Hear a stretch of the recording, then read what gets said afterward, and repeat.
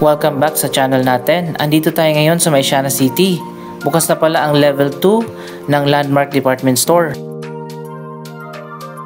Pinakaunang nagbukas dito ang Landmark Supermarket. Pagkatapos noon nagkaroon na rin ng opening ang food court.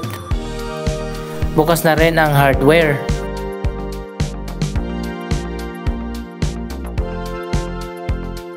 Last month ay binuksan na rin ang Landmark Department Store.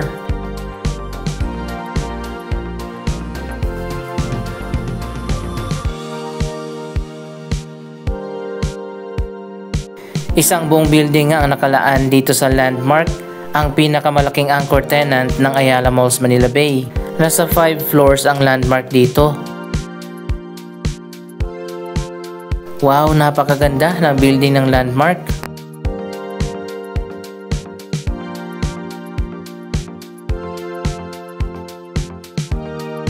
Dito na tayo papasok sa pinakamalapit na entrance.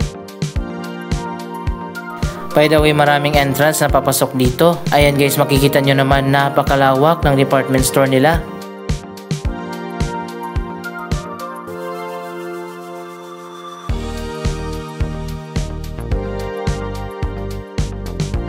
Napakarami ding choices at iba't ibang mabibili dito.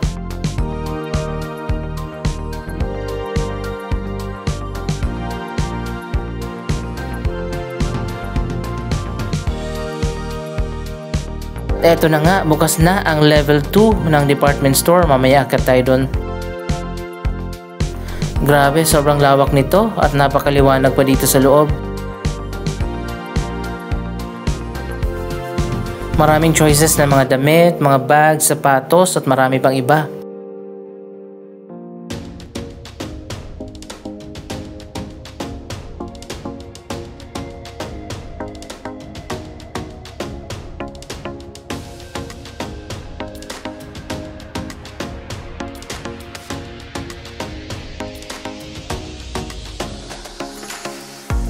Wow, tingnan nyo naman guys, bukas na nga yung escalator na paakyat dun sa level 2. Hanggang 4 na floors pala ang department store.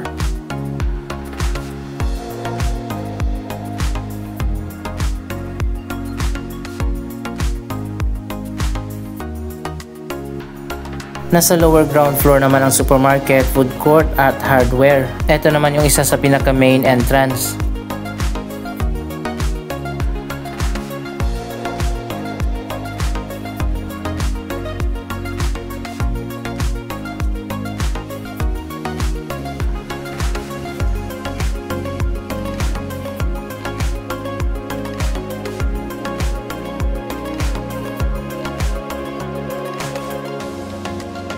Tingnan muna natin dito sa atrium ng mall. Wow, eto na nga, bukas na ang second level ng department store. Tara, pasok tayo. Wow, sobrang lawak din dito.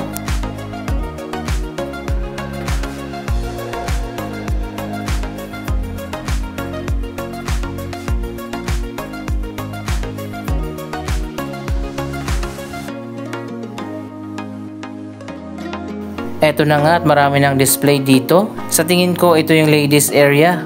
Dito makakabili ng mga bags, shoes at marami pang iba.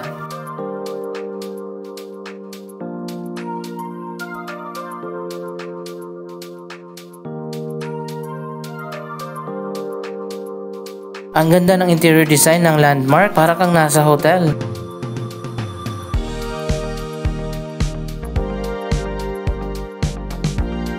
So ayun guys, hindi na natin ikutin itong buong second floor.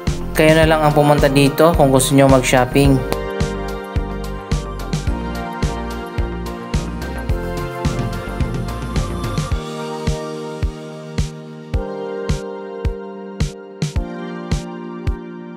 Abangan pa natin na magbubukas ang 3rd floor at 4th floor ng Landmark Department Store.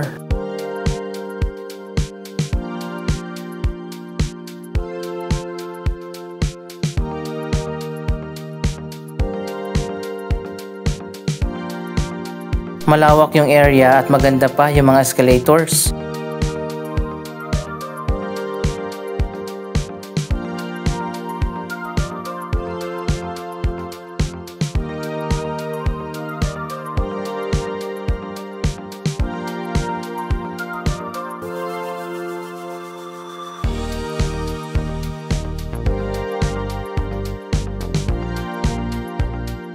Anyway, dito naman tayo sa baba sa supermarket.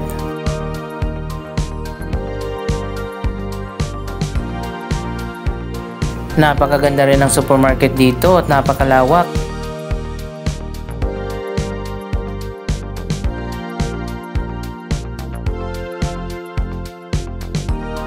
Napaka-modern din ang interior design ng supermarket.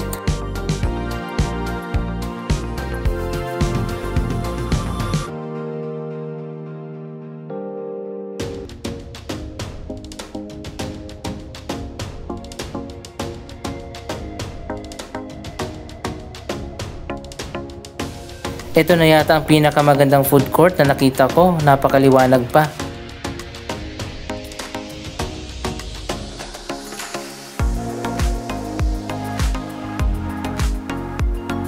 Mas dumami na nga ngayon ang nagbukas ng mga food outlets. Pero sa sobrang lawak nga nito, marami pang vacants na ngayon.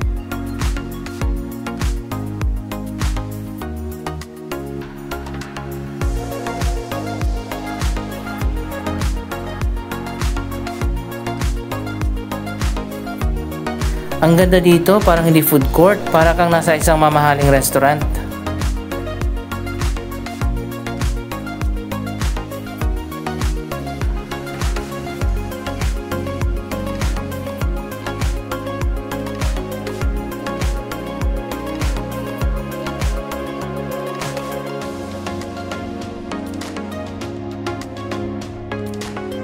Andito rin ang hardware sa dulo. Ang kulang na lang dito ay pharmacy.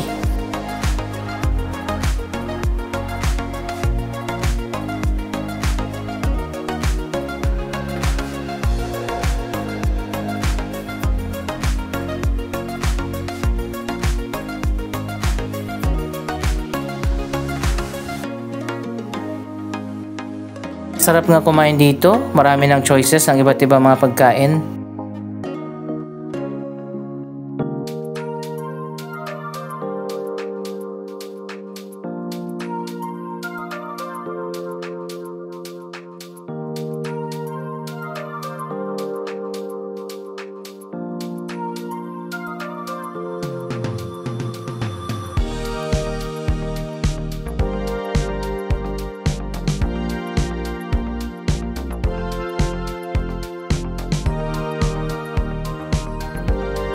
Ang ganda pa ng ambience at malinis yung mga tables.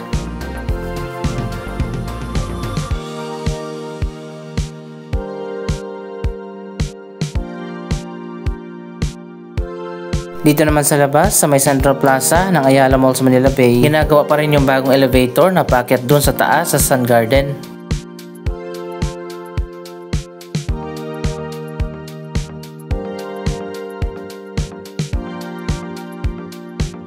Napakalawak nitong Central Plaza, nasa 1 hectare ang lawak nito. Dahil summer na nga, marami na ang magbabakasyon at pupunta sa mga probinsya. Kaya silipin muna natin ang PITX dahil malapit lang din ito sa Ayala Malls Manila Bay.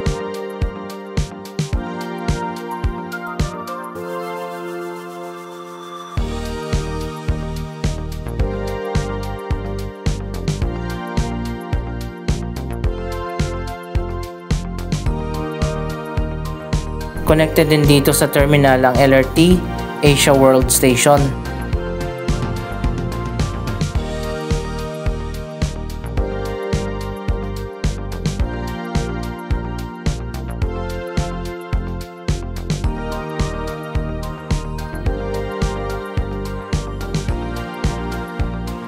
So ayun guys, dito sa baba hindi pa masyadong busy. Siguro dahil kakasimula pa lang ng summer.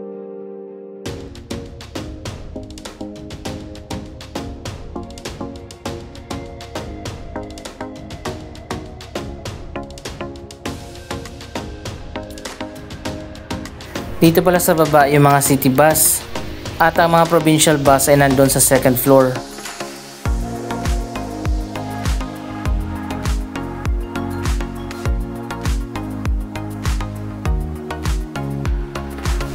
Fully commercialized na nga ang PITX. Napakarami na mga stores, restaurant ang makikita dito.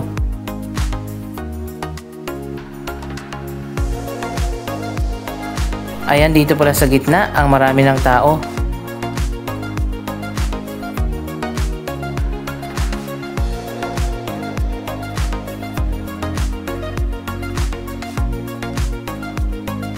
Sana magkaroon pa tayo ng mas maraming mga integrated transport terminal na katulad nito. Ang daming makakainan dito, hindi ka magugutom sa PITX.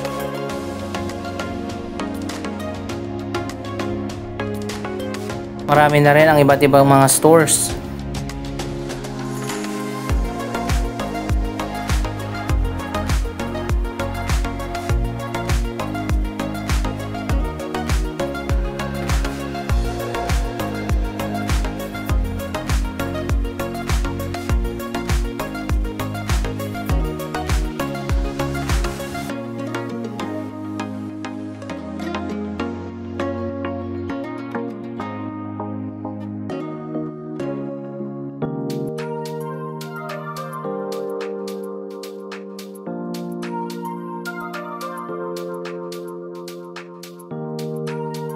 Sa second level naman tayo, marami ding mga restaurant dito.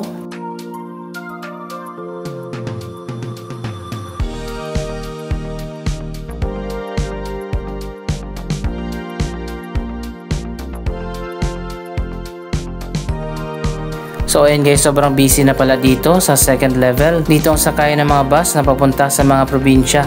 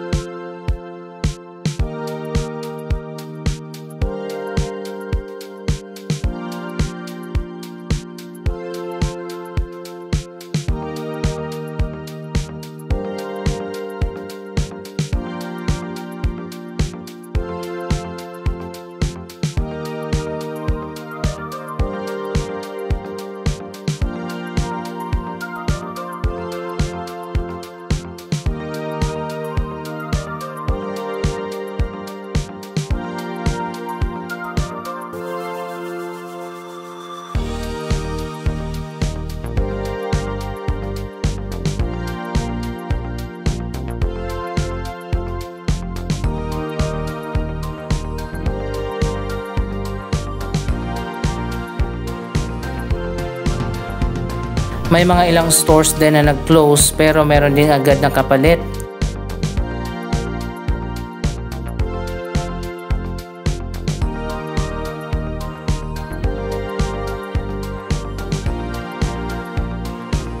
Yung iba hindi kinaya ang competition. Mga malalaking fast food chain kasi ang nandito.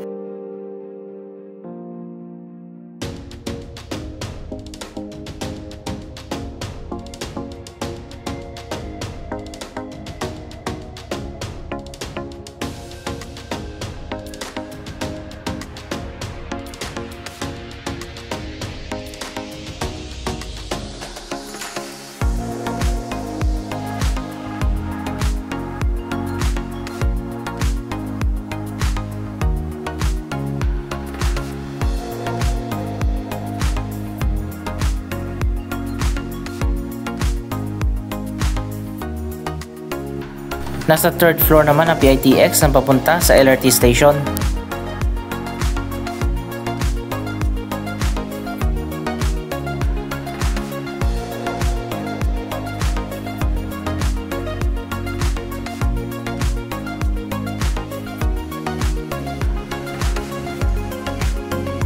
May mga bazaar at arcade dito sa dulo. At nandito rin ang food court.